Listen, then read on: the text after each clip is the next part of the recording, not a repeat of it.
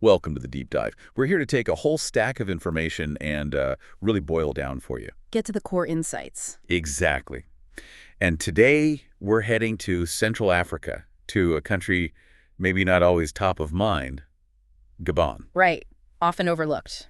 Our mission, really, is to unpack Gabon using this detailed paper, A Brief History of Gabon, and some related sources. We'll cover its history, geography, politics, economy. Give you that shortcut to being genuinely informed. Yeah, uncover some surprising things, maybe understand the why behind where Gabon is today. And it's fascinating how the sources weave this narrative, Yeah. from ancient times right up to modern challenges. A real multifaceted view. Definitely. It's a nation really defined by its resources and that whole path to independence. So looking at that overview, what jumps out first for you?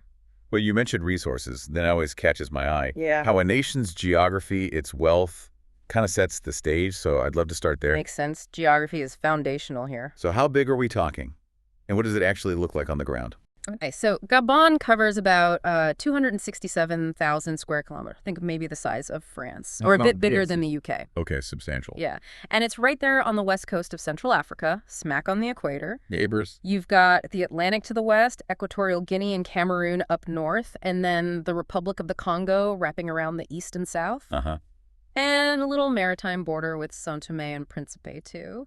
But here's a key thing. Despite the size, only parts of it are really inhabited.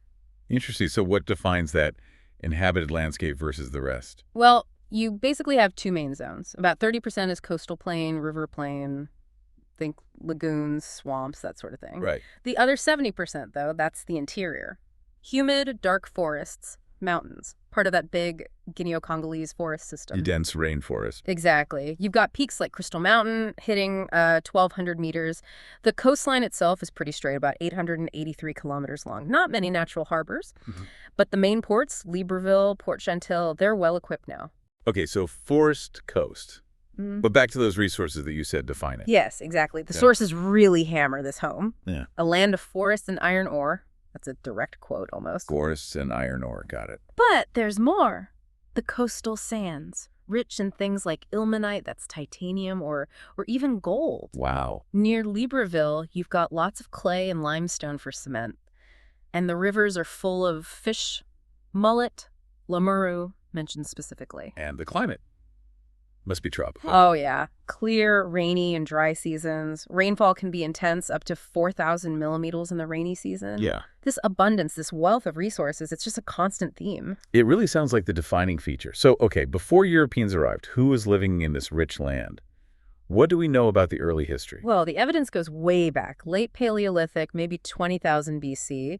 We see flint tools, polished stone implements. So tens of thousands of years of human activity. Definitely. Then you get Neolithic finds, grinding stones, pottery. Some of the earliest pottery dates back to like 6,200 BC. That's incredibly old. It is. And what's interesting is you see Neolithic pottery and then later African Iron Age wares showing up between, say, 2500 BC and 500 AD. Yeah. And there's mention of the Lapita culture, too. Lapita, the ones known for seafaring in the Pacific. That seems to be the connection, yeah. They might have introduced domesticated yams and manioc roots. Metal use seems to come much later, though, maybe around the 13th, 14th century AD. Okay, so a long, complex history unfolding before outsiders arrived. Who were the first Europeans on the scene? That would be the Portuguese. They arrived in 1472, explored the estuary there. And they named it. Yeah, Gabon. Apparently, the estuary looked like a type of coat, a cab. Okay. Then came the Spanish, French, Dutch, British, the usual European powers of the era. Right. The Treaty of Tordesillas, back in 1494, technically put Gabon under Portuguese influence. They wanted trading posts. But this was also the era of... The slave trade, yes. Yeah. A very dark chapter began then. That must have just completely overturned everything for the local people and societies. How did it change the power structures? That's a critical point. You had groups like the Bongo who established the Kingdom of Luango, and they became heavily involved in the slave trade with the Portuguese. Luango expanded a lot by 1660 because of it. So it empowered certain groups, tragically. It seems so. The sources even mention conflict later when the British tried to abolish the trade. We also hear about Bantu peoples pushing earlier groups like Pygmies further inland. Right. And then around the mid-19th century, the Luango kingdom declined. And that decline sort of opened the door for the French to step in more forcefully. So the French presence starts to solidify. How did that happen? What was the process? Well, even back in the 18th century, Gabon was a big supplier of slaves, especially for the French colony of Saint-Domingue, modern Haiti. Ah, This led to more French expeditions, then a key moment. 1839. The first treaty between France and a Gabonese leader, King Makoko of the Tsogo, he ceded land. the beginning of the colony. Pretty much. That established the foundation for what became French Equatorial Africa. French sovereignty was officially declared in 1885. And then Gabon became its own distinct colony. Yes, from 1889 to 1910. They carved it up into administrative areas, for easier control and resource management. And France was doing this elsewhere in Africa too, right? This wasn't isolated? Not at all. By the time they got Libreville sorted, they already had huge territories in West Africa, Dakar, St. Louis, major hubs. Right. They set up 3 colonies in this region, and the sources talk about connecting the ports, like Libreville. Where the resources came out. Exactly. Ivory, gold, later oil. Connecting those ports to inland routes, building railways towards places like Brazzaville. It was all about extraction. You mentioned ivory. Was that a big one? Huge. The numbers are stark. Ivory exports from Gabon to France went from 1,500 kilograms a year to 200,000 kilograms by 1880. Wow. Just a massive increase. A clear economic driver, no question. You paint a picture of intense resource extraction. What did that sound like, feel like on the ground? What was the impact on the environment and the people living there? It's quite powerful in the sources. One British trader, John Baptiste Tanner, described great noises filling the air. Great noises. Yeah, likely the sounds of logging, mining, exploitation. He noted that the native animals and plants were disappearing. Heartbreaking. Landscapes destroyed for timber, for minerals, replaced by plantations. Parrots, monkeys, other wildlife vanished. And the indigenous people. The forest peoples. They retreated deeper into the interior, trying to avoid the Europeans, the disruption, the control. It was a new era of hardship. And looking back, you can see how that sets up environmental issues, social conflicts. Absolutely. It casts a long shadow, those colonial impacts. Many issues today have roots right there. Then the world gets thrown into World War II. How did something on that global scale impact Gabon's journey, its path towards independence?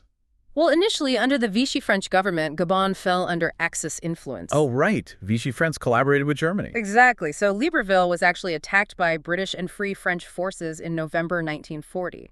A military government took over. So it changed hands during the war. Yes.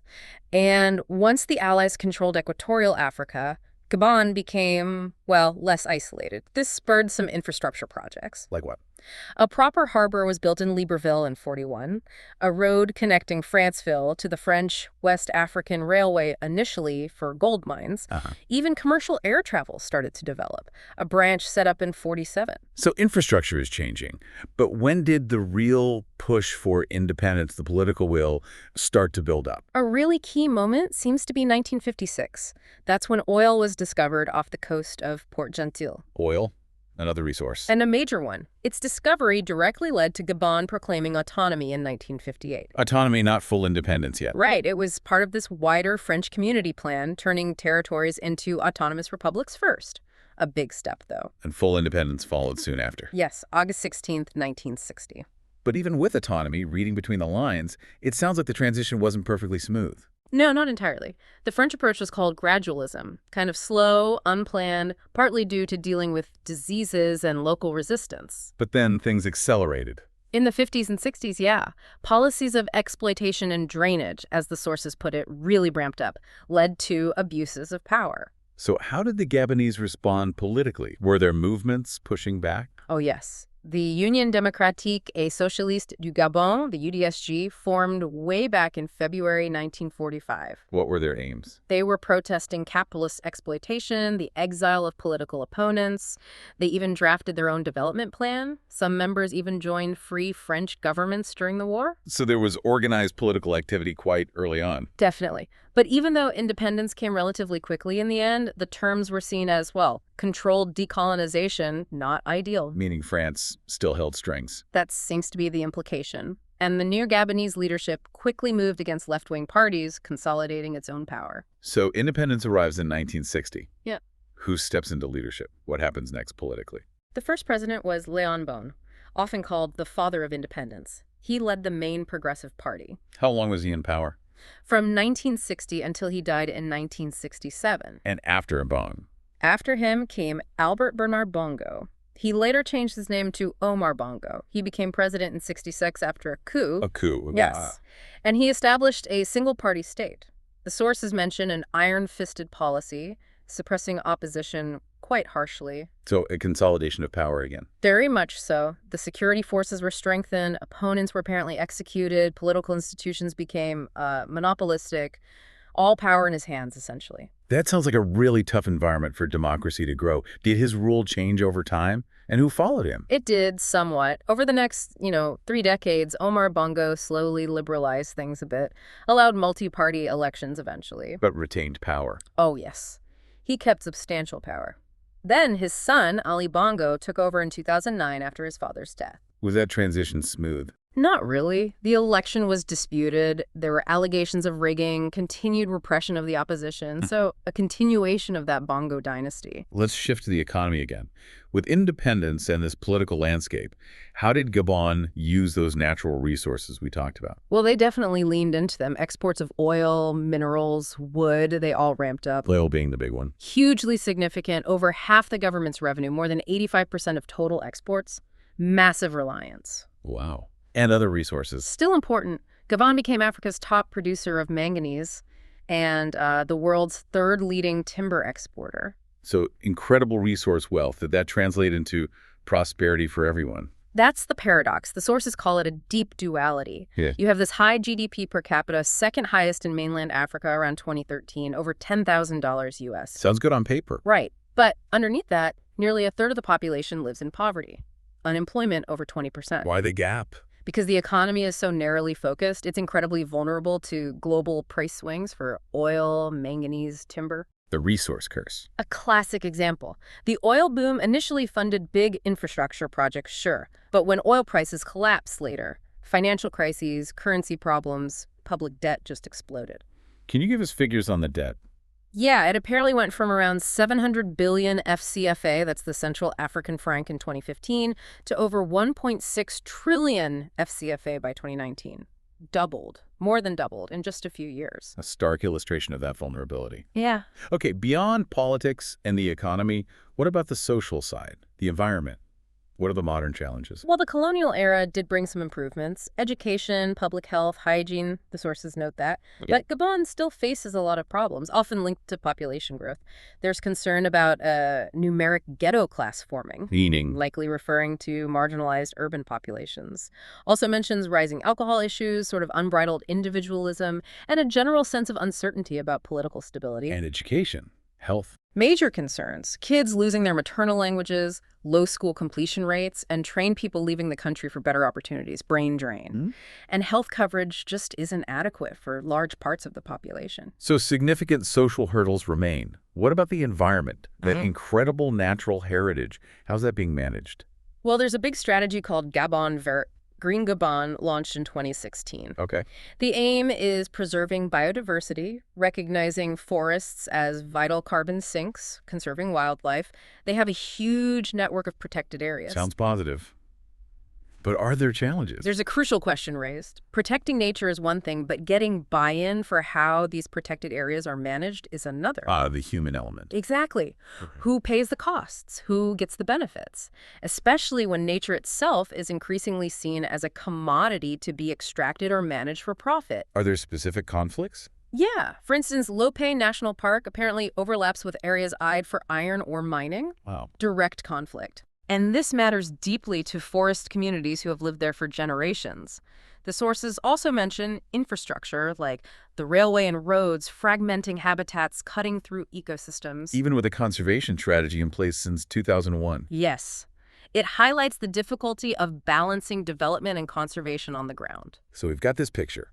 Immense wealth, a complex colonial past, ongoing political dynamics, social issues, environmental pressures. Yeah. How does all this position Gabon globally? How is it seen?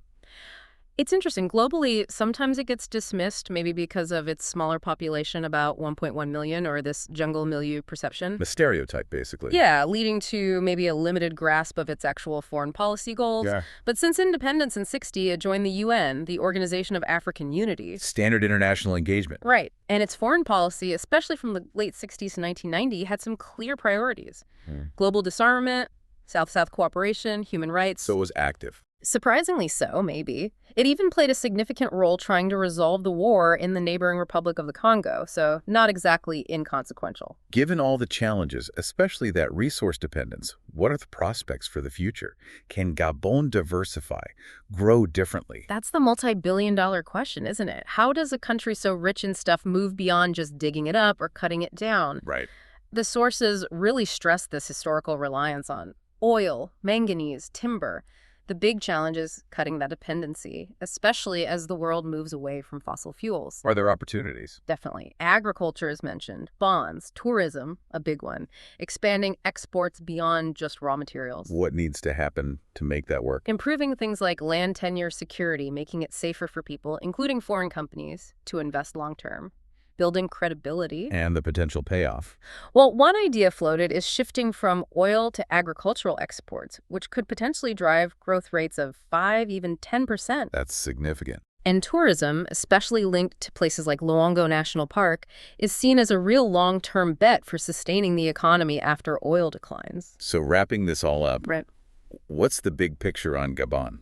It's a really compelling story, isn't it? Deep history, powerful kingdoms, the complex colonial layer, influential figures like M'ba and the Bongos. Right through to today's resource wealth and all the challenges that brings. Exactly. A country with immense natural capital, but struggling with inequality, political questions, and this urgent need to change its economic model. It really does feel like a case study. It's a microcosm, in many ways, of what lots of resource-rich African nations face, that double-edged sword of natural abundance. Yeah. Gabon's had relative stability for a long time compared to some neighbors, but digging into the history shows this legacy of corruption, that deep reliance on extraction. It poses real long-term risks if they don't tackle it head-on. Which leaves us with a big question, really. In a world that's increasingly focused on green economies, sustainability, what happens with Gabon's incredible forests, its minerals? How does it turn that natural blessing into real shared prosperity for all its people? Not just the few. That's definitely something to think about until our next deep dive.